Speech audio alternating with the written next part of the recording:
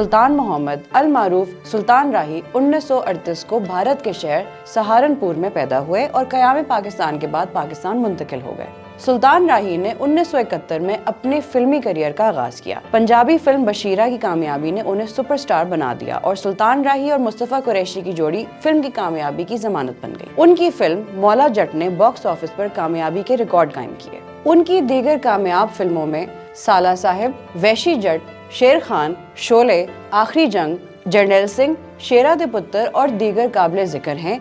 2 दहाइयों से जायद अरसे तक फिल्मी दुनिया पर राज किया और 700 से जायद फिल्मों में अदाकारी करके आलमी रिकॉर्ड कायम किया, जिनमें 500 फिल्मों में उन्होंने बतौर हीरो किरदार अदा किया। उन्हें 150 से जायद फिल्मी अवार्ड से नवाजा गया। सुल्तान राही की मकबूल तरीन फिल्मी हीरोइन में आसिया, अंजुमन, साइमा, गोरी और बावरा शरीफ काबिल जिक्र हैं। सुल्तान राही ने बतौर फिल्म साज एक फिल्म तकदीर कहाँ ले आई भी बनाई। 1976 में रिलीज होने वाली ये उर्दू फिल्म बुरी तरह नाकाम हुई। इसके बाद उन्होंने फिर कोई फिल्म नहीं बनाई, लेकिन बहुत से फिल्म साजों को फिल्में बनाने में माली मदद की। वो एक फराख दिल और मुखय्यर शख्स थे। बहुत से हुनरमंदों के घरों के चूल्हे उनकी दरियादिली की वजह से जल रहे थे। उन्होंने एवेन्यू स्टूडियो में एक मस्जिद भी बनवाई थी, जो अपनी नौयत की वाहिद मस्जिद है। वो एक अच्छे कारी भी थे।